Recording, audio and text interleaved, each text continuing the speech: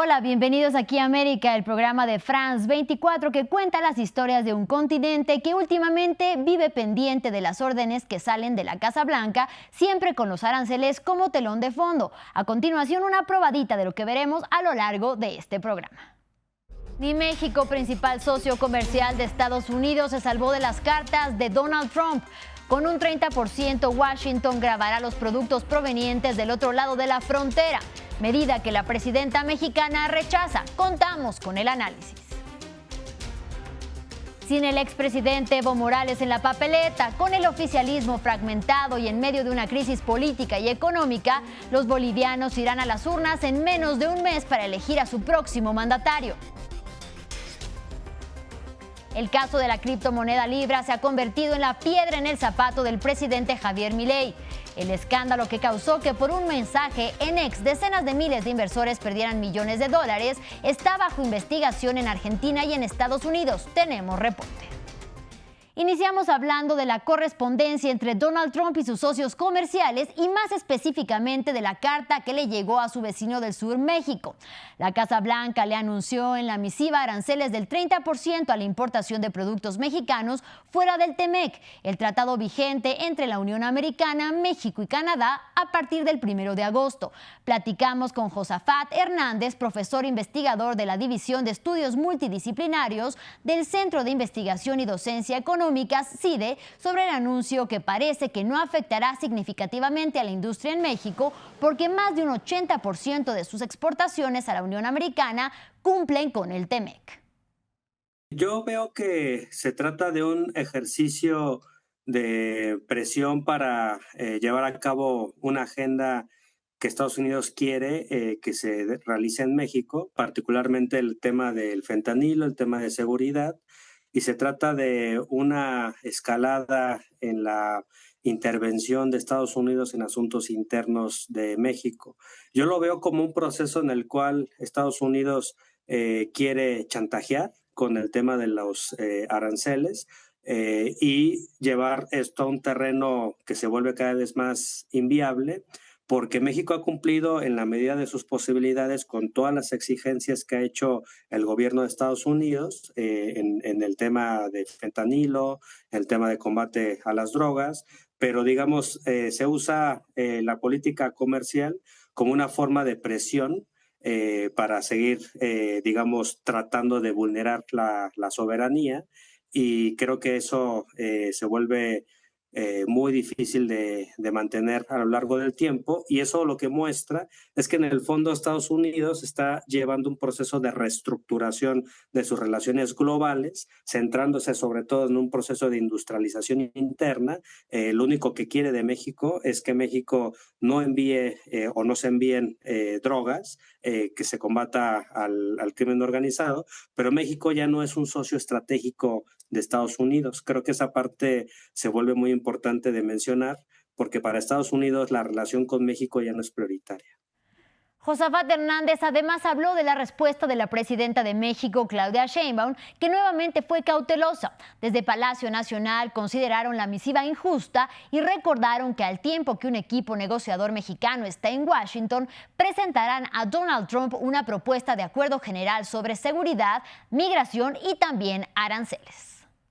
El gobierno de Claudia lo que está haciendo es, por un lado, tratar de evitar una intervención directa de Estados Unidos en México, porque parecería que Donald Trump quiere hacer un tipo de intervención para combatir al crimen organizado, que ya tienen el estatus de terroristas. Entonces, por un lado es la herramienta de contención.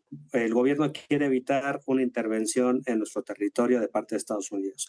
Por otro lado, creo que el Plan por México precisamente lo que busca es generar mecanismos de crecimiento económico endógeno, para que no se dependa tanto de las exportaciones para el crecimiento del PIB.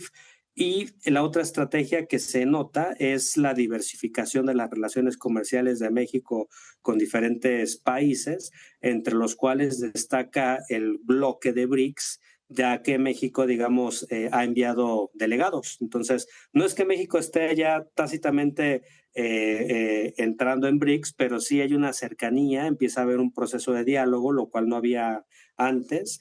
El gobierno de López Obrador, de hecho, no estuvo en BRICS, no tuvo ningún tipo de representación, y ahora con Claudia Sheinbaum ya ha estado nuestro secretario de Relaciones Exteriores en la cumbre de Río de Janeiro. Entonces yo creo que hay un proceso de diversificación y vamos a ver cómo sale ese proceso, pero creo que el gobierno está buscando fortalecer su soberanía, reducir la dependencia económica con Estados Unidos y buscar una diversificación comercial. Ahora vamos a Bolivia, donde falta menos de un mes para las elecciones presidenciales que definirán al sucesor del presidente Luis Arce Catacora. Los comicios tendrán lugar en medio de una profunda crisis económica, social y política, y con el exmandatario Evo Morales fuera de la contienda. El informe es de Martín Bustamante. El futuro de Bolivia navega en la incertidumbre. El próximo 17 de agosto la ciudadanía del país andino está convocada a las urnas para decidir quién es el responsable de tomar las riendas del poder ejecutivo en medio de una profunda crisis económica, social y política. En la oferta electoral no estará el histórico líder indígena y expresidente Evo Morales, porque el Tribunal Plurinacional Constitucional rechazó la presentación de su postulación, decisión que el exmandatario calificó como una afectación a la institucionalidad democrática. Si no hay participación de la gobierno profunda, de nuestro gobierno político, instrumento político más grande de toda la historia de Bolivia, no hay democracia. Vamos a ver si se realizan las elecciones el 17 de agosto. Hemos decidido que el 17 de agosto preferimos dar nuestras vidas antes de permitir que vengan a obligarnos a elegir a sus candidatos de la derecha. Y ese día, hermanos, el Tribunal Electoral y el gobierno, en vez de contar votos, va a contar muertos. Eso es lo que va a pasar si atentan contra nuestras comunidades indígenas, si nos obligan a querer votar por aquellos. Un elemento que agrega aún más confusión es que el histórico partido de Morales, el Movimiento al Socialismo, sí formará parte del menú de los comicios, pero será representado por Carlos Eduardo del Castillo, exministro de Gobierno y delfín del actual presidente Luis Arce. La pelea entre este último y el exjefe de Estado terminó con la exclusión del dirigente indígena del instrumento electoral que fundó. Con Evo Morales fuera y el candidato del MAS golpeado por la crisis económica, el que busca capitalizar los votos del espacio es el joven candidato Andrónico Rodríguez, identificado en muchas oportunidades como el heredero del expresidente, aunque ahora está distanciado. Yo soy de la clase popular de ustedes, nuevamente reitero, y por eso, compañeros, quiero, de la mano del pueblo, de la mano de ustedes, quiero ser el próximo presidente de Bolivia. En el contexto de la hiperdivisión del movimiento al socialismo, desde el campo político opuesto, los derechistas Jorge Tuto Quiroga, Manfred Reyes y Samuel Doria tienen una oportunidad única para llegar al gobierno a través del voto popular. Y en Colombia, la crisis de salud vuelve a estar en el centro de la agenda de la administración de Gustavo Petro, quien asegura que si no hay reforma a la salud, todo el sistema debería de ser intervenido. Y es que a ojos del presidente colombiano, el asegurador debe de ser el Ejecutivo y no las llamadas entidades promotoras de la salud, EPS, mismas que administran con fondos públicos las clínicas y hospitales del país y que argumentan que volver público el manejo del sistema no lo hace viable. Escuchemos. Estamos ante un delito de lesa humanidad en el caso de los robos de recursos públicos por decenas de billones de pesos por parte de varios dueños de las EPS, y eso se debe procesar en la justicia penal y por tanto estamos obligados por la Constitución a denunciarlos. Ahora bajamos un poco más al sur de nuestro continente. En Argentina, el presidente Javier Milei está siendo investigado por su posible participación en una estafa con una criptomoneda llamada Libra. Recordemos que el 14 de febrero pasado, el libertario publicó en la red social X un mensaje promoviendo o difundiendo, según él, el criptoactivo que teóricamente iba a servir para financiar emprendimientos en Argentina. Pero pocas horas después lo borró y en su lugar publicó un mensaje desvinculándose de este asunto. Sin embargo, ya era tarde. El valor de la libra se disparó y luego se desplomó. Desde Buenos Aires nos cuenta más nuestro corresponsal Natalio Cosoy. Todas las investigaciones parten de la premisa de que el rol de Milei, más allá de su culpabilidad o no, fue clave en la estafa. En Argentina hay más de 100 denuncias y el escándalo se investiga, fundamentalmente en una causa unificada en la justicia federal. Los principales investigados son Mauricio Novelli, empresario vinculado al mundo cripto y cercano a Milei, Sergio Morales, ex asesor de la Comisión Nacional de Valores, y Manuel Terrones Godoy, empresario también cercano al presidente. Recientemente la justicia solicitó información sobre la actividad bancaria de Milei y de su hermana Karina.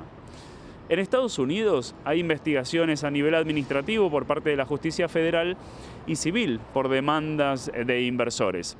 Estas demandas apuntan contra Hayden, Mark Davis y otras figuras del mundo de las criptomonedas. Sostienen que ellos se aprovecharon del respaldo de alto perfil del presidente de Argentina para crear una apariencia de legitimidad y valor de inversión en Libra. Milei insiste en que él actuó como un ciudadano común en su cuenta de X y no como presidente. Es el mismo criterio que tuvo la Oficina Anticorrupción, que depende del Ejecutivo Nacional, para asegurar que el presidente no infringió la ley de ética en el ejercicio de la función pública. Más allá de lo estrictamente legal, el estallido del caso Libra fue posiblemente el primer momento en el que el gobierno de Milei se vio expuesto y sin control de la agenda política y mediática del país. Y el asunto está lejos de estar cerrado. La gran pregunta que todavía no tiene respuesta es ¿quién le pasó o de dónde sacó el presidente los datos para difundir la criptomoneda del escándalo? Ahora vamos a Chile, país que le apuesta a la electromovilidad urbana y le pisa los talones a China, con la incorporación de 308 autobuses eléctricos al sistema público y los que se irán sumando hasta marzo del 2026. La capital Santiago contará así con más de 4.400 unidades eléctricas en circulación, lo que significa que 2 de cada 3 unidades serán cero emisiones, y eso consolidará a Chile como el segundo país después del gigante asiático, como la nación con más autobuses eléctricos en operación.